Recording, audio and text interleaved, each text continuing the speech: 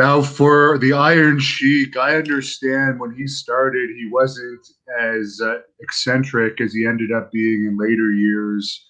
What was your recollection of the transformation of the Iron Sheik over the years? Because you've known him for a long time. Well, I can say that I sort of contributed to his downfall, and I'll let it go at that. But Khosrow was, a very strict Muslim when he first started wrestling.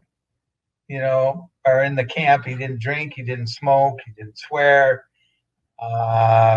Sex was, only if you were married. And then little did I know that during the course of the first 10 years,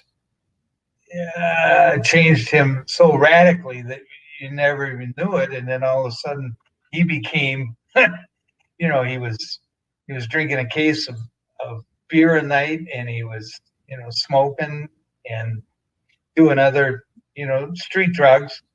And it took its toll on him.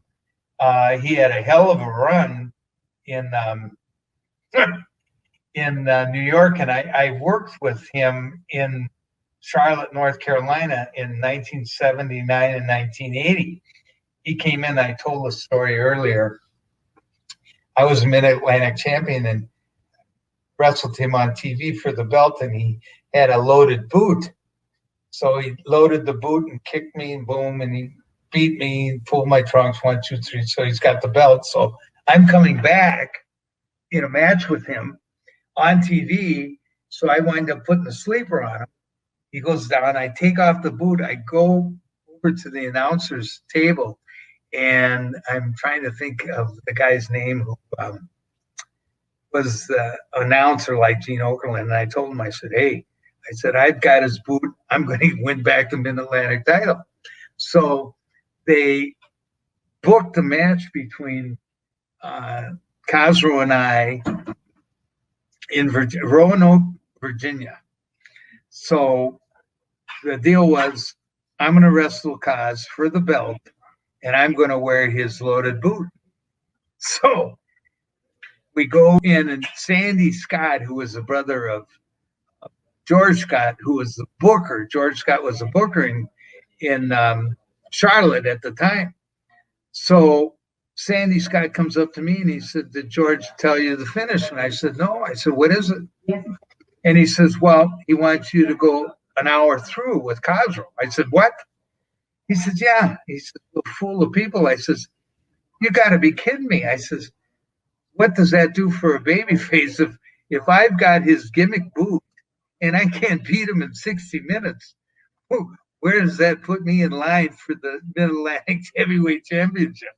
So we wound up having a match, and finally, after about 10 minutes, he says, Jim, you lead the match. So we had the match, and then, of course, people were pissed off that I couldn't beat him in an hour. And so we had a double shot that night, and we had the same match in Charlotte. And so we did 2-hour draws in one day. And about 2 or 3 weeks later, we were in some town, and I can't remember. It was just a spot show. And George said, yeah, we want you and Khosrow to do an hour draw again. And I said, oh my God. So we go through this match, and we're having, it's a spot show, and people, it could have been 10 minutes, could have been 20 minutes, but I'm sure the people didn't want to watch this match for an hour, and neither did I. So during the match, Khosrow said, oh, Jim, I hurt my back. My back's hurt. So he wound up going outside, and they counted him out. So the next day, I get a call from George Scott, and he says, I want you to come into the office. I want to talk to you. So I go into the office, and he says to me, you were supposed to go an hour last night. And it was Franklin, North Carolina. And I said, yeah. I said, what's going on? I said, but Khosrow hurt his back. and he told me his back was hurt. And then George says, well, Cosgrove was just in here and said, no, his back wasn't hurt.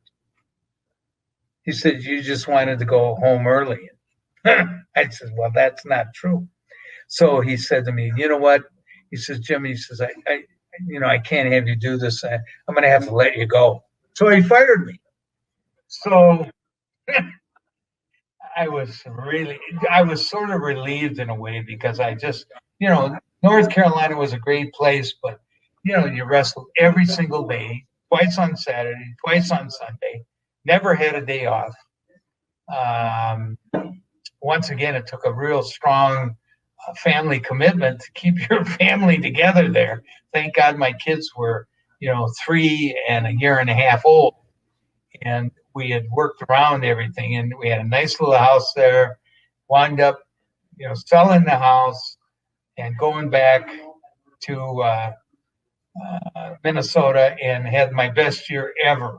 Matter of fact, I was just talking to Nick about that earlier. The fact that Jim Barnett, who was the owner really in Atlanta, had told me, he says, Jim, what do you want to do? And I said, well, I'd like to see what I could do on my own.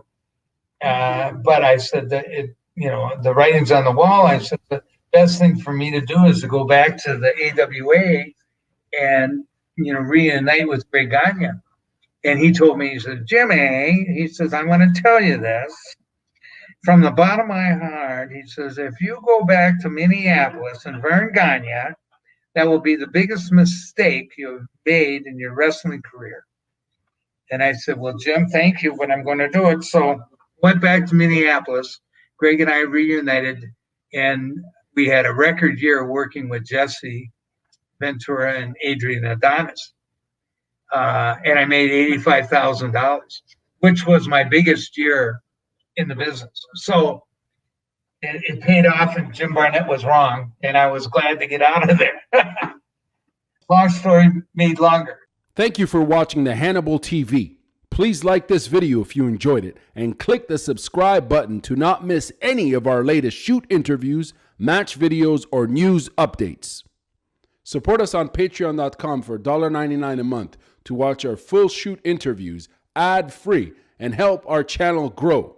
Follow us on Twitter at the Hannibal TV for instant updates.